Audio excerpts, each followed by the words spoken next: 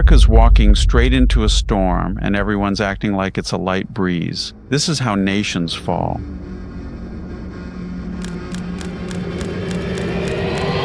We've seen this before in history. Decay from the inside, leaders asleep at the wheel, people pretending everything's fine.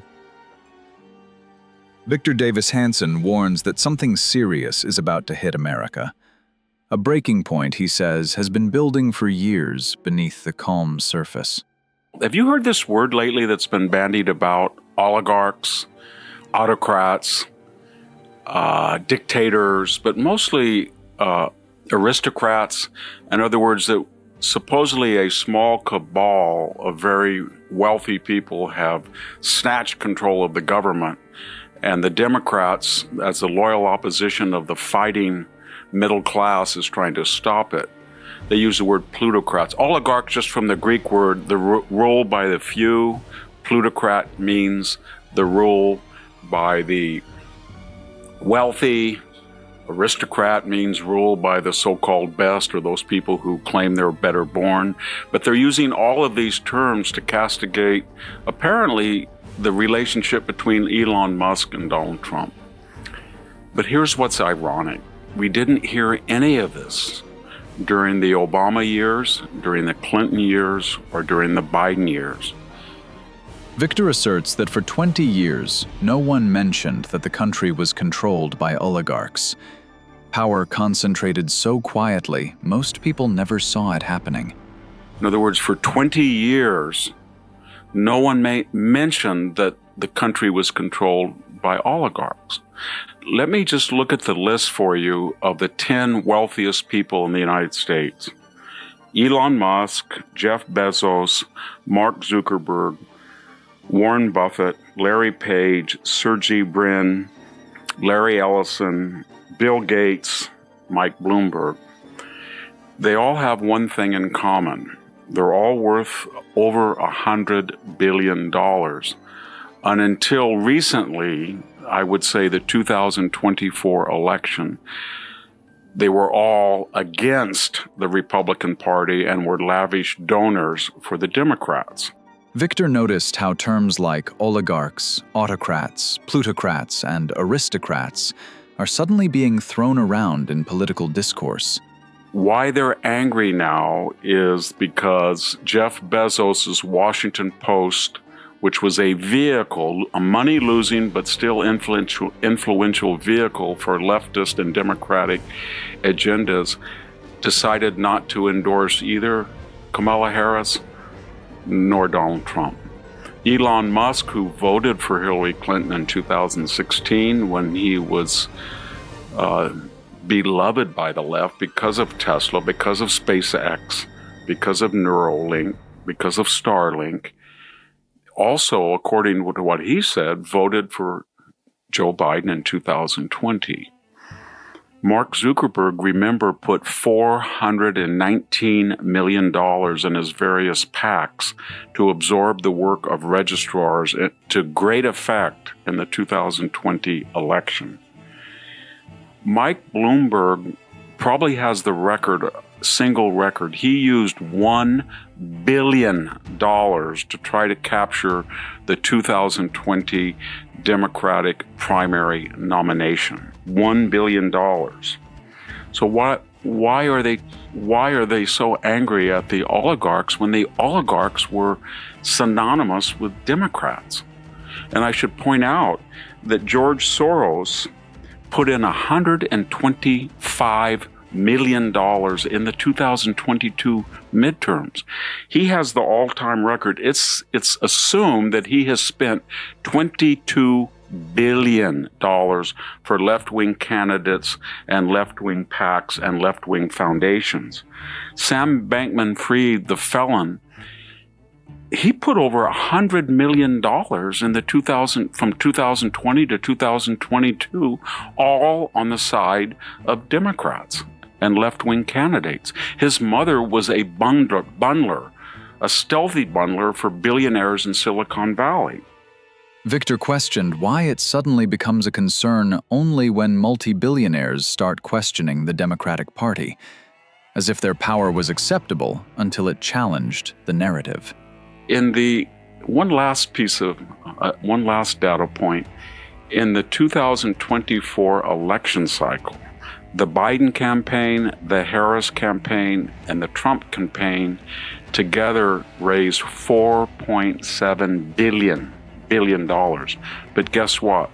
The Democrats raised $1 billion more than did Trump. So what is going on?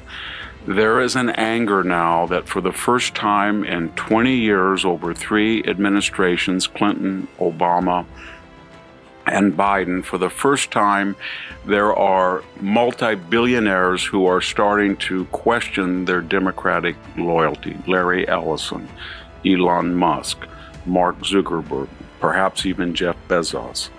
Most billionaires are still on the side of the left, but they don't tolerate any apostates. So they're angry they don't have a lock on the oligarchs, so to speak. I'll just finish with one reflection. Why did they start to bolt? Because the Democratic Party was so sure of the support of billionaires, they started making demands upon them and saying, you're going to give this amount of money. And if you want to play ball with us, this is the monopoly that will control artificial intelligence. You are included, you're not. We're going to get the FBI to partner with you, Mark Zuckerberg, and Meta, Facebook, to make sure you ban information injurious to the Biden campaign. You, Twitter, the old Twitter, you're going to have FBI. And they revolted. And Donald Trump came along and said, I welcome all of you because I'm not going to tell you who to vote for or what to do, but I'm going to look at you in a nationalist, populist manner. You are the William Knutsons, the Henry Fords, the Henry Kaisers of the production board. In other words, I'm going to go to bat for you so that you do not have your wealth confiscated in China, so that people in Europe do not impose special taxes on you just because you're making too much money or try to censor your news. In other words, I'm going to try to enlist you on the behalf of the country in a patriotic nationalist fashion. And they found that argument more persuasive than they did, you better give to us, and this is what you're going to do. And as a result, 30% of the billionaires bolted and are either now neutral or they favor the Republicans. The Democratic Party is the party of the very wealthy, the plutocracy, and the billionaire class. Yet they still demand absolute loyalty and unwavering solidarity. The vast majority, to repeat, still favor Democrats. The Democratic Party is the party of the very wealthy, plutocracy, and the billionaire class. But they demand absolute loyalty and solidarity, and any defections or apostates then cause them to go, I don't know what the word is, ballistic, that anybody would doubt their ability to control the big money in the United States. Big money in the United States is a democratic phenomenon. We're going to have more billions of dollars, which begs this question. They don't have the resources as they look toward the 2028 Olympics, they being Los Angeles, to fix this problem. So Donald Trump does, but Donald Trump says, I will fix it and I will put a czar there if you change your timber and forest management and hillside management. If you release more water from the Sacramento tributaries and keep that aqueduct and all the reservoirs full, and if you reform your insurance industry so you don't cap what the insurance companies can charge so that they don't go broke, and if you look very carefully at how you hire people in water, power, and fire management. That's a lot of ifs, because Donald Trump is against another impediment. A lot of people look at this devastation, and I'm not kidding, and they think, wow, this is a way to build a new Los Angeles. High rises, light speed, light rail, density, low-income housing. We'll take Pacific Palisades, we'll take Pasadena, we'll make it into sort of a European village. And some of you have been to Italy or France, and outside of the major cities, you can see what we're talking about. Large high-rises, condos, green areas, but the point is all controlled and subjugated by the same people who gave us the fire. Ask Governor Newsom why this state is a dysfunctional and unsustainable project. A Wednesday night, there's been 15,000 acres, 1,000 structures destroyed. Nobody knows how many people are missing. Victor Davis Hanson warns that this is the end of Gavin Newsom in California, as the chaos, crime, and collapse under his leadership can no longer be ignored. I'm here in California. I've been a lifelong resident of the States, 5th generation to live in the same house. I had a house in the Sierra, and it would almost burn down 3 years ago during the Aspen fire. And I'm speaking on the evening when you've all heard about the disastrous fire in Los Angeles. As I'm speaking on a Wednesday night, there's been 15,000 acres, 1,000 structures destroyed.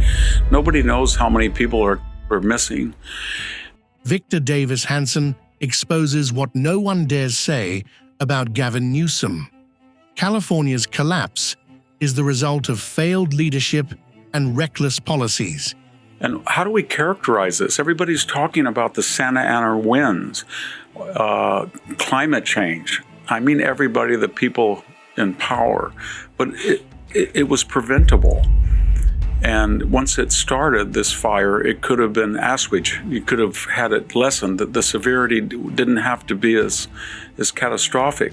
So I would characterize it as a DEI, Green New Deal, hydrogen, something out of Dante's Inferno.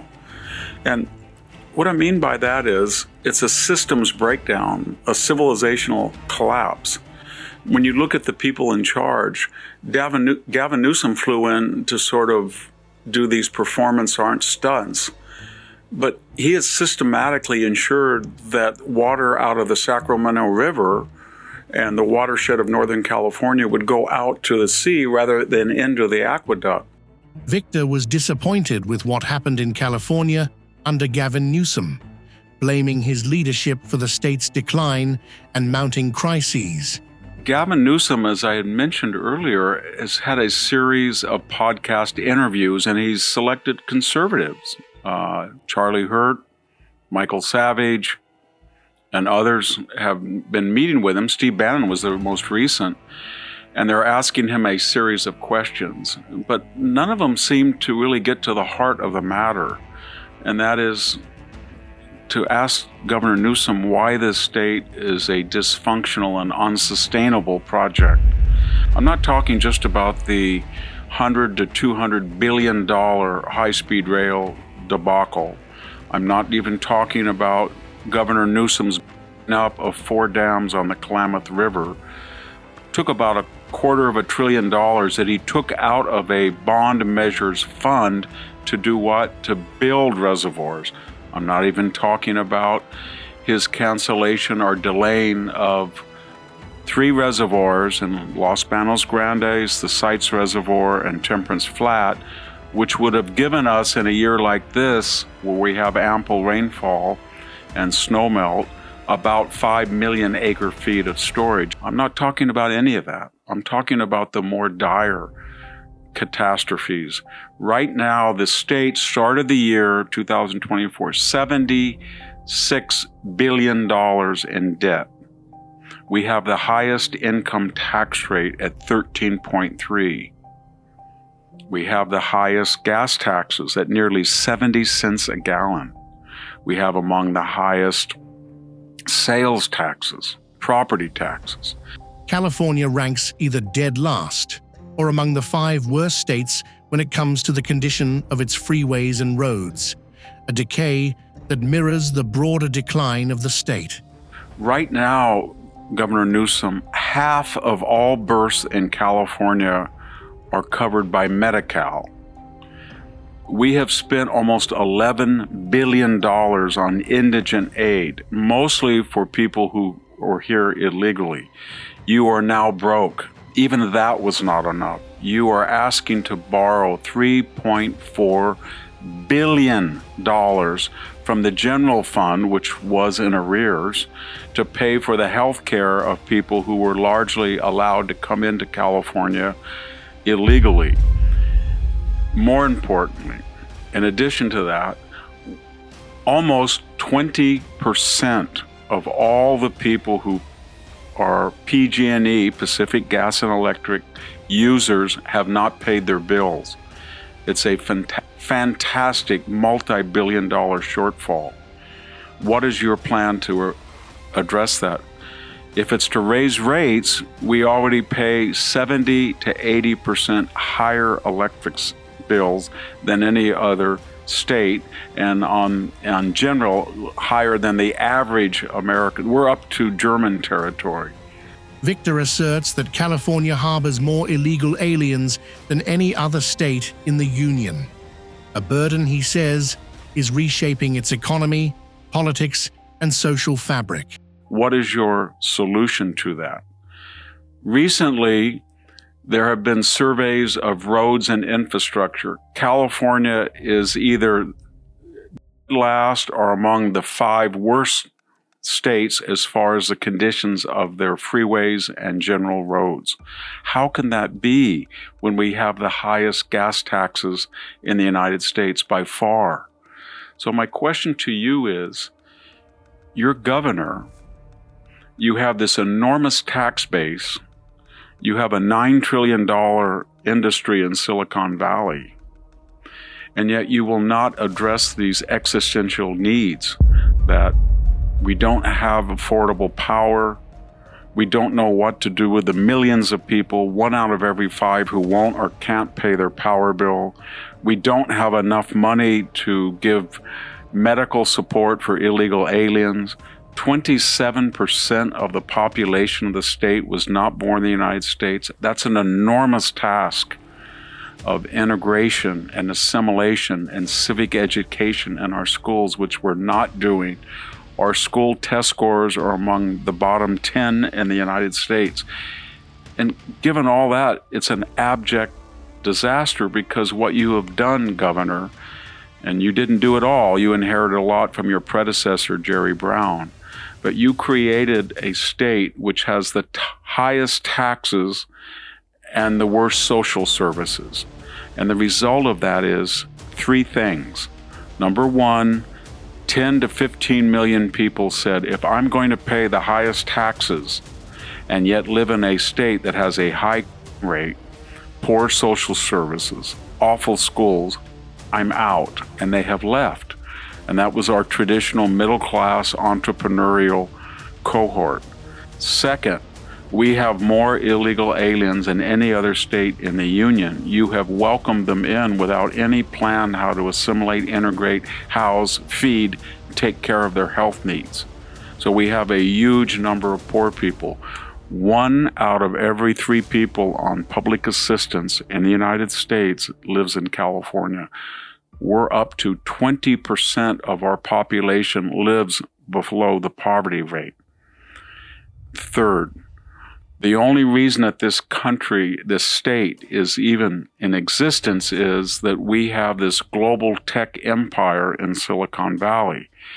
But the result of it is we have a pyramidal medieval society in which we have a small billionaire class, and 1% of Californians pay about 50% of the income tax, that has utopian agendas about solar and wind power and diversity and equity, but they're not the majority of the population. They're not the minority of the population. They're a tiny little influential coastal elite who's become the richest group of people in history because of Silicon Valley.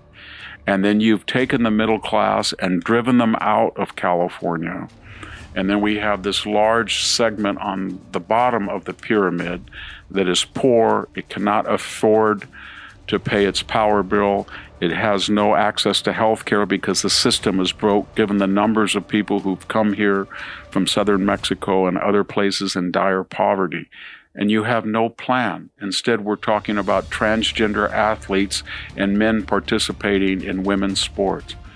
That's nothing. That is, of all the great issues in the world, that's nothing compared to what's going on in California. We are in an existential free fall, and you as governor either can't or won't do anything about it.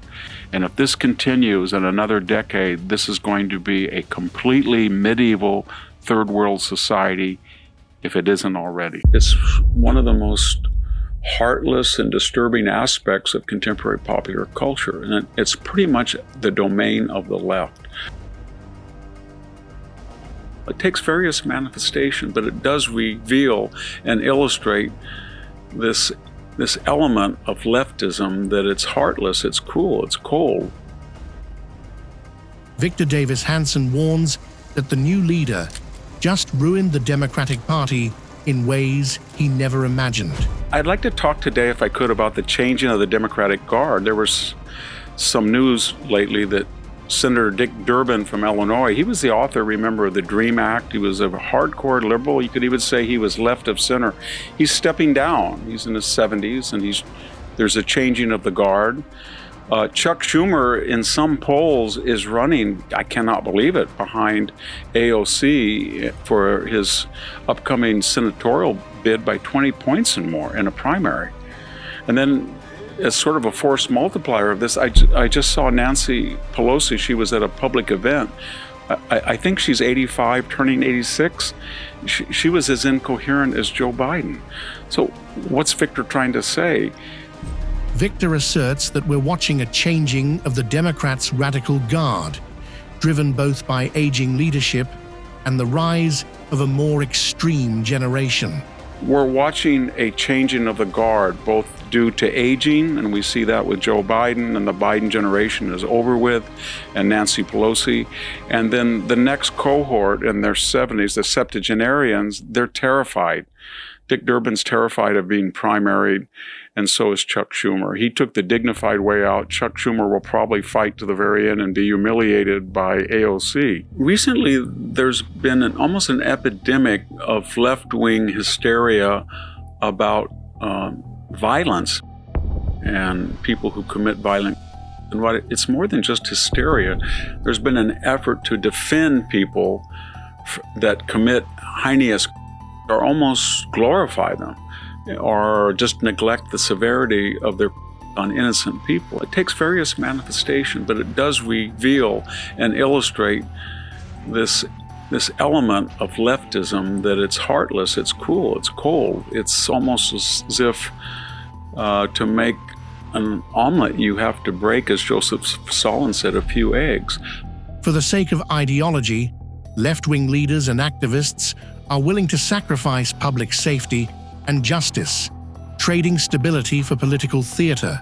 I'll give you a few examples. We have over 600 sanctuary jurisdictions, and that means that in these areas of states, cities, and counties, when an illegal alien commits a crime and he's apprehended and he is not legally in the United States, these jurisdictions will not turn him over to ICE, Department of Homeland Security agency. They will not do it. In other words, they're saying to all of us, we would rather let these people out, and they do get out, and maybe commit, and that's a price we'll pay in opposition to border security. We see another manifestation with Trump's 30-day takeover. It's not a takeover, it's an augmentation of the Washington, D.C.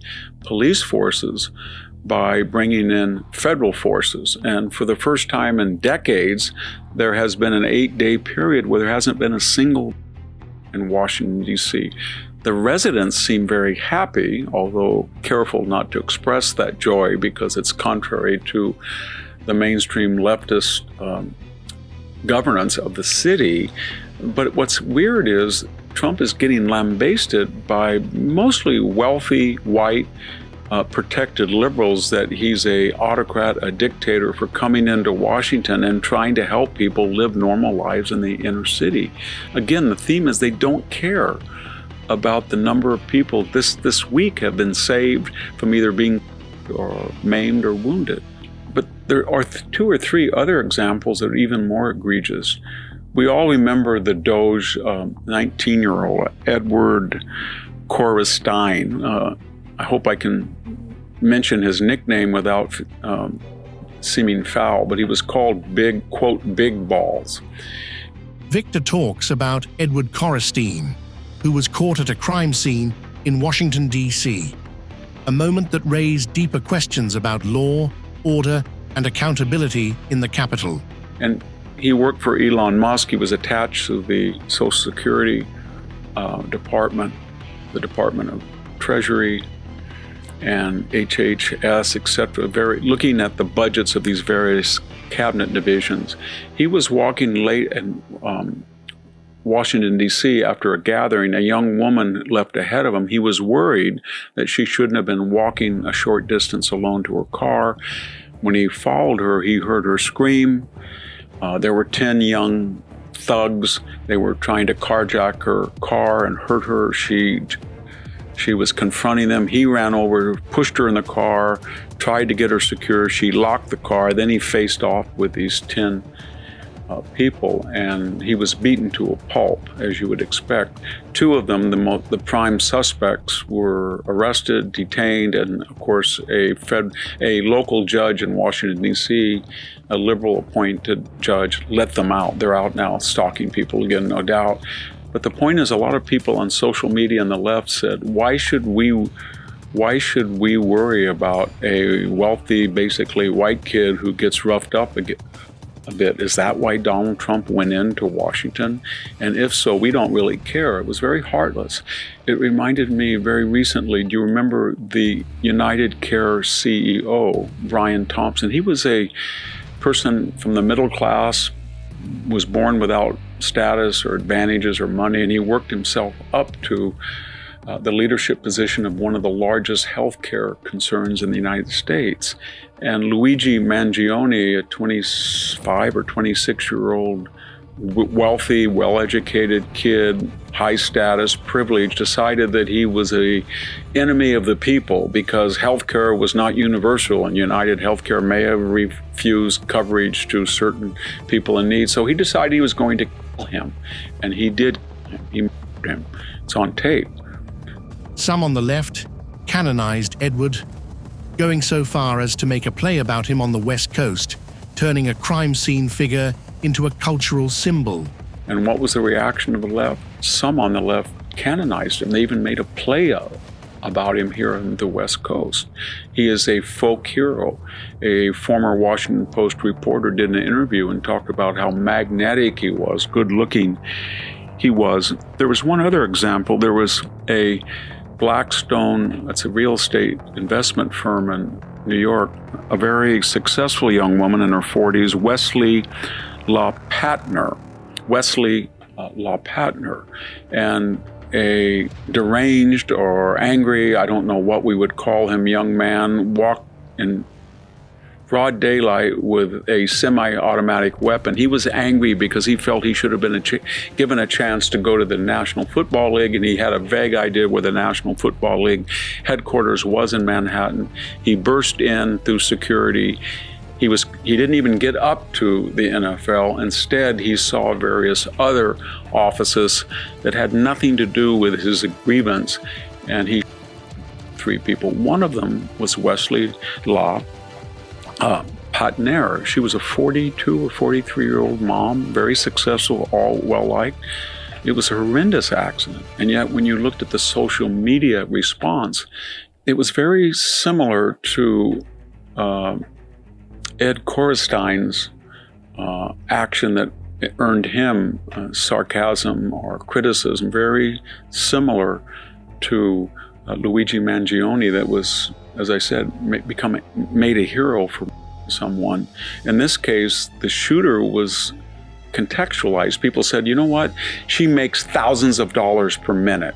I'm not going to worry that she was offed by somebody who was from the underclass. What is the common denominator of all of this new leftism? It's sort of Stalinistic. It basically says, for the greater good of the revolution, there are enemies of the people. We don't want to know what their independent circumstances are. We don't really care if they're moms, they're nice people, they're bad people. All we know in our Marxist binary, they're on the wrong side of the ledger. They're the victimizers, and the poor people who are thugs and assaulted them, they're the victimized. They had a perfect right, we're going to weigh in. In other words, it's one of the most heartless and disturbing aspects of contemporary popular culture, and it's pretty much the domain of the left. We can use violence, any means are necessary to hunt down and enemies of the people, or hit, assault, rough up people that we feel are not sufficiently sympathetic to the underclass.